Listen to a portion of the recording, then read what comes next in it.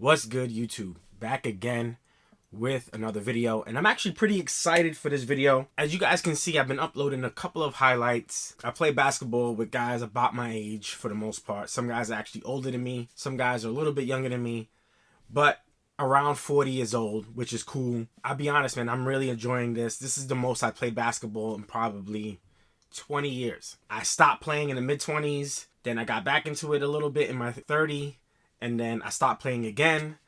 And it's one of those things, it's not like back in the days where I just went and played pickup ball at the park. So to finally have a group of friends and a group of people that constantly play and play indoors, which is very healthy, or more healthy for your knees, I should say. This has been a really exciting time as far as me playing basketball, getting back into it. Of course, I am a sneakerhead, so I've been like balling in 1,000 pair of sneakers. I look like a PJ Tucker locker room setting.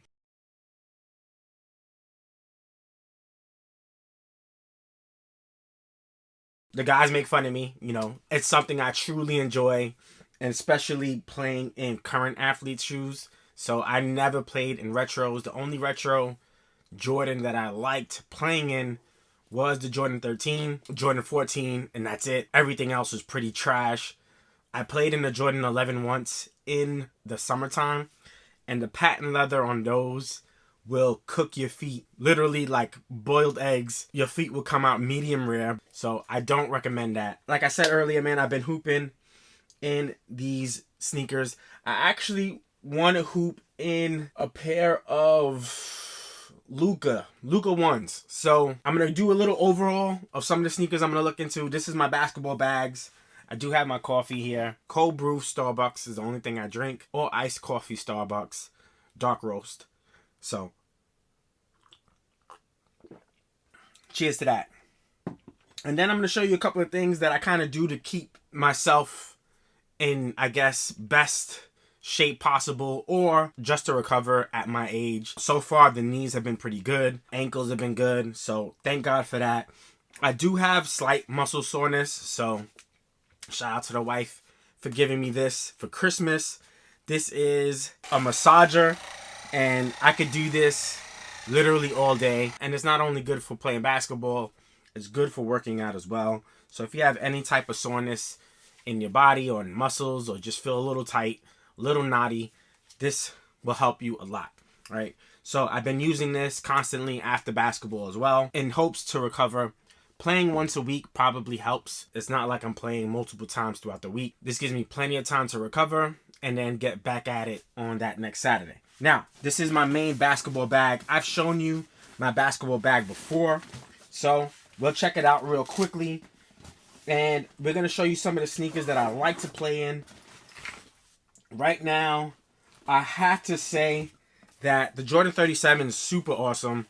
This is the Beyond Borders colorway. As you can see, we really play in a real dusty court. So most of my sneakers are okay with traction, but because I play on such a dusty court, I think there's a few sneakers that really just bite a lot more than others. This is the only reason why I'm thinking about playing in the Luka one, because the Formula 23 foam on the heel, it has some compression that I will say was pretty good. So there was times when I actually like landed on my heel on purpose just to feel the cushion of the Formula 23 foam, and it did its job. Like, I didn't have any knee soreness, I didn't feel funny.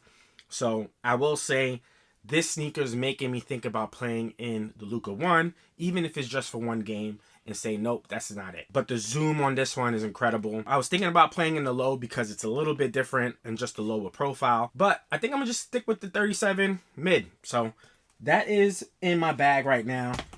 We had the LeBron.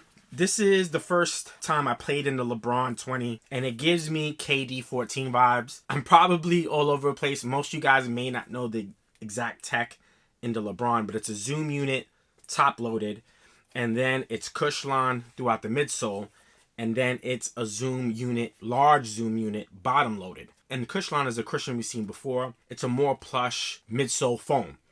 And what I noticed, so the KDs had Cushlon with zoom as well. In the 14, you had Cushlon, and in the 15, right? So the 15, you had Cushlon. But what I noticed personally is Cushlon can be a little mushy, right? And it being a little mushy could lead stability and could lead to your foot kind of moving within the shoe. I did find like my feet were, how can I say it? They weren't sore, but they weren't stable. It feels like your feet can be a little bit more worn. So it's funny because LeBron actually had a foot strain in playing in these. Now, were they because of this? I have no idea. And then in this one, the Crushlon in the Nike KD 15. This is probably my favorite sneaker to play in right now. The Crushlon in this shoe is a lot more rigid and it doesn't compress as much as the LeBron. I don't know exactly why, but it also has a Zoom Strobel full length zoom unit, which helps propel you and keep you really snappy, so to speak. The fit on these are great. This is a phenomenal sneaker. And then the traction on this is really good. Like the KD 15 has great traction.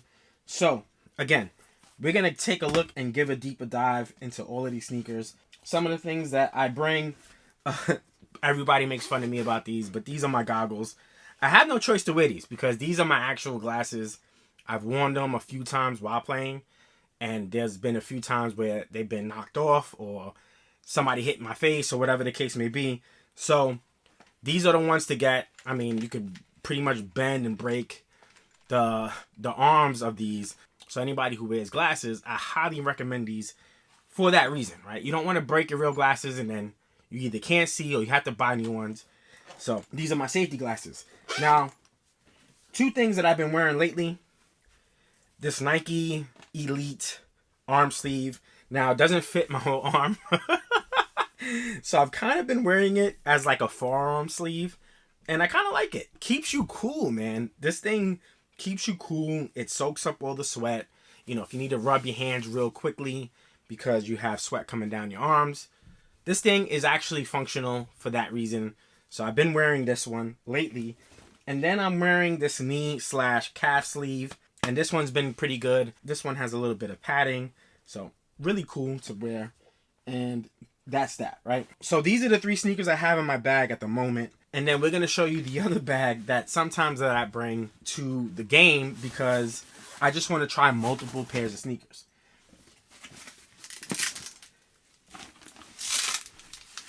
So in this bag, we have a few pairs. And right off the bat, I love playing in the Freak 4s.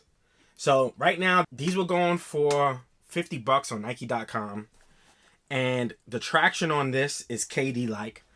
These two so far have the best traction, right? The fit on these, this is the best fit that I've seen on a basketball sneaker, especially kind of a low top shoe. Like this locks you in completely. You have no heel slippage. There was a time I had a little bit of heel slippage, but that's fixed in these. So that's awesome. This is a great sneaker. I don't know exactly what the heel cushioning is, but 2 zoom pods in the front definitely propel you. This is one of the most fun sneakers and you can get it for $50. Definitely check this sneaker out.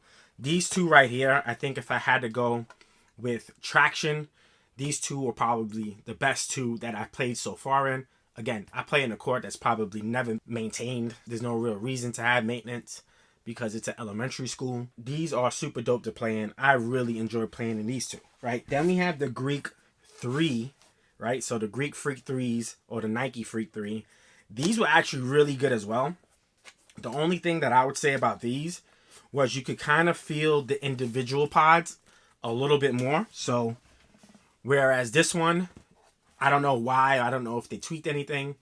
But as far as this one, this feels like one 4-foot unit. And then on this one feels like 2 individual pods. So you're kind of stepping on one while not really stepping on the other.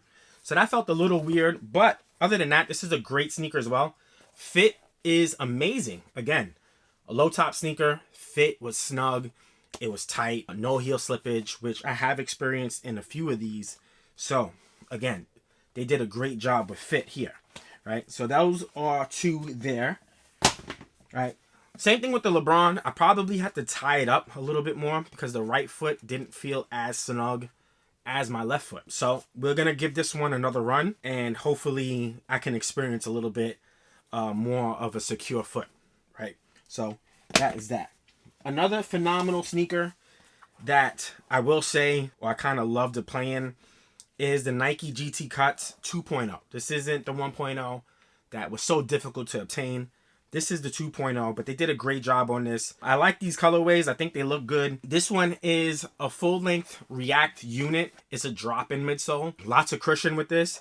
And then you have, underneath that, a full-length Zoom unit as well. So I'm big on cushion. I'm a big guy. I'm about 230, 240. You know, a lot of people make fun of me that I jump fairly high for such a short, stout guy. Like, I'm super stocky. I definitely focus on more cushion than most people. This is the GT Cut 2s. These were really good. I want to play in these a little bit more. Like, I enjoy playing in all of these. They just feel a little bit different for the most part, but they're all really fun to play in. Nike GT Cuts are really good as well.